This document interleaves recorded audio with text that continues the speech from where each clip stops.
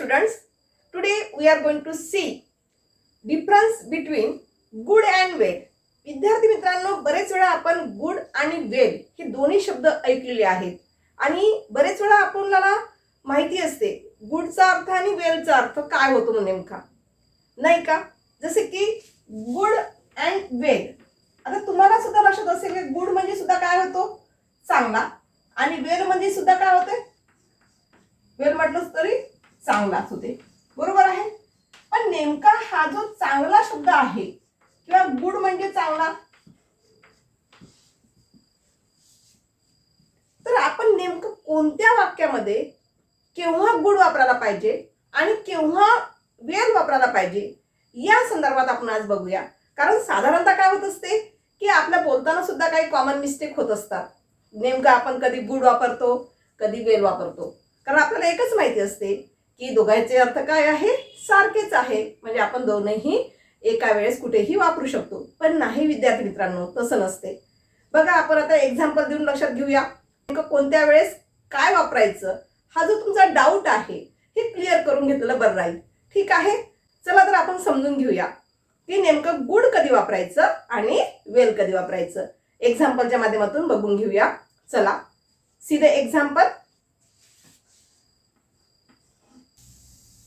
He is a good person.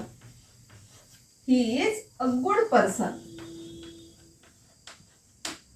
तो एक चांगला व्यक्ती आहे. तर या ठिकाणी हा जो गुड आहे, हा गुड काय इंडिकेट करत आहे, कशासाठी वापरलेला आहे गुड, लक्षात आला का तुम्हाला? तर गुड हे काय आहे, तर या वाक्यामध्ये गुड जे वापरलं आहे हे गुड हे काय आहे, ऍडजेक्टिव्ह म्हणून वापरलेलं आहे. ऍडजेक्टिव्ह. आणि हे ऍडजेक्टिव्ह कशाला सोबतून आलेलं आहे, नाऊनला. कारण पर्सन हे काय आहे, नाऊन आहे विद्यार्थी मित्रांनो. म्हणजेच तुमच्या लक्षात आलं असेलच की नेमकं गुड हे कशा वेळेस वापरले जाते किंवा नेमकं गुड हे कोणत्या वेळेस वापरले जाते हे तुमच्या लक्षात आलं असेलच या उदाहरणावरून. तर कसं लक्षात घ्यायचं, बघा, गुड जे आहे ते नाऊनला डिस्क्राईब करण्यासाठी वापरले जात असते. गुडचा वापर जो आहे ते नाऊनला डिस्क्राईब करण्यासाठी वापरले जाते. म्हणजेच तो व्यक्ती चांगला आहे. कोण चांगला आहे, व्यक्ती चांगला आहे. तर या ठिकाणी पर्सन हे जे झालेलं आहे, हे पर्सन काय झालं वाक्यामध्ये, नाऊन झालेलं आहे, बरोबर आहे. म्हणजेच काय, good is use to describe a noun. म्हणजे गुडचा जो वापर आहे तो गुडचा वापर म्हणजे गुड हे ऍडजेक्टिव्ह म्हणून वापरलेला आहे, पण कशासोबत वापरलेला आहे, नाऊन सोबत. तर अशा वेळेस ज्यावेळेस आपल्याला नाऊनचं वाक्य आलेलं असेल, नाऊन सोबत वापरायचं असेल, तर त्यावेळेस विद्यार्थी मित्रांनो काय लक्षात घ्यायचंय तुम्हाला, गुड वापरायचं त्या ठिकाणी. ठीक आहे. आता सेकंड एक्झाम्पल बघा. The food taste good. The food taste good असं दिलेलं वाक्य आहे एक्झाम्पल मध्ये. म्हणजेच या वाक्यात काय लक्षात घ्यायचं, आता याचा अर्थ बघा काय होईल. द फूड टेस्ट गुड म्हणजे अन्न चांगलं लागते. अन्न चांगलं लागते. तर हा जो गुड आहे हे गुड काय झालं, नेहमी सारखं ऍडजेक्टिव्ह. हा ऍडजेक्टिव्ह झालेला आहे. मग नाऊन कोणतं आहे, द फूड हे जे दिलेलं आहे हे द फूड हे काय झालं वाक्यामध्ये, नाऊन झालेलं आहे. अन्न चांगलं लागते. कसं लागते, अन्न चांगलं लागते, नाही का? तर अशासाठी ज्यावेळेस नाऊन प्लस ऍडजेक्टिव्ह आलेलं असते, गुडचा वापर तुम्ही केलेला बरं राहील विद्यार्थी मित्रांनो. आलं लक्षात? चला आता वेल कडे वळूया. आता नेमकं वेल कधी वापरायचं, वेलचा वापर कधी करतात. वेल हे जे आहे हे क्रियाविशेषण म्हणजेच त्याला आपण ऍडव्हर्ब म्हटलं जात असते. ऍडव्हर्ब साठी वापरला जात असतो वेलचा वापर, कधी पण लक्षात ठेवायचं.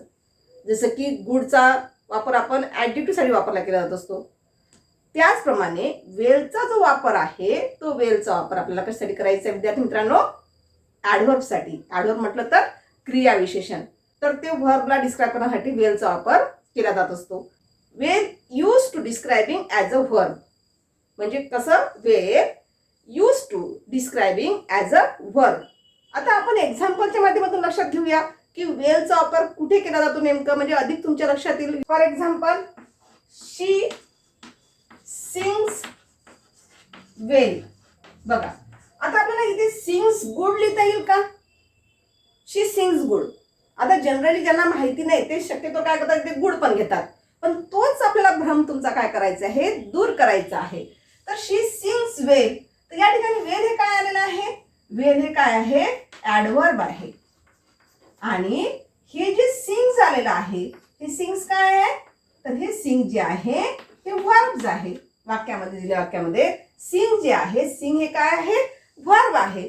ती कशी गाते, तर ती चांगली गाते. याचा अर्थ काय झालेला आहे, शी सिंग्स वेल, ती चांगली गाते. तर आपल्याला या ठिकाणी वर्णन करायचं आहे, कशी गाते. हाऊ डज शी सिंग, ती कशी गाते. तर आपला आन्सर काय येईल या ठिकाणी, वेल. तर म्हणजेच काय, क्रियापदाला या ठिकाणी क्रियापदाला डिस्क्राईब करण्यासाठी ॲडव्हर्बचा वापर केला असतो, म्हणजेच वेल वापरावं लागते विद्यार्थी मित्रांनो या ठिकाणी. ठीक आहे, आलं लक्षात.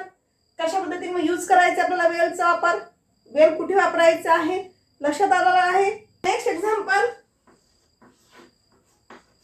ही प्लेज क्रिकेट वेल. बघा, तो चांगला क्रिकेट खेळतो. तो कसा क्रिकेट खेळतो, चांगला क्रिकेट खेळतो, नाही का. म्हणजे हे सुद्धा बघा, वेल या ठिकाणी काय म्हणून वापर केलेला आहे, ऍडव्हर्ब म्हणून वापर केलेला आहे. आणि कशाला लागून आलेला आहे, व्हर्बला. म्हणजे प्लेज हे काय झालं वाक्यामध्ये, व्हर्ब झालेला आहे. तर अशा वेळेस विद्यार्थी मित्रांनो, कधीही आपल्याला एखाद्या गोष्टीचं डिस्क्राईब करायचं असेल, क्रियापदाचं वर्णन करायचं असेल, कसा खेळतो, चांगला खेळतो, म्हणजे ॲडव्हर्ब त्या ठिकाणी वापरले जाते. ते म्हणजे कोणतं, वेल या ठिकाणी आपल्याला वापरायचं असते. तिथे आपल्याला गुड घेता येणार नाही. तर अशा वेळेस वाक्यामध्ये तुम्हाला काय घ्यावं लागेल विद्यार्थी मित्रांनो, वेल घ्यावं लागेल. म्हणजेच काय, वेलचा वापर कधी करायचा आहे, तर well is use to describe as a verb. Well हे आपण क्रियापदाला डिस्क्राईब करण्यासाठी वापरले जात असते. तर आता तुम्हाला या दोन वाक्यावरून लक्षात आलं असेल, गुड आणि वेल नेमकं कुठे वापरायचं. यासाठी मी तुम्हाला एक वाक्य देते आणि मला तुम्ही कमेंटमध्ये सांगा की नेमकं कोणतं त्या ठिकाणी लागेल, गुड लागेल की वेल लागेल. एकच वाक्य फक्त, द कम्प्युटर वर्क्स. आता मला तुम्ही सांगायचं या ठिकाणी, तुम्ही गुडचा वापर कराल की वेलचा वापर कराल, मला कमेंटमध्ये लिहून पाठवा. ठीक आहे, थँक्यू.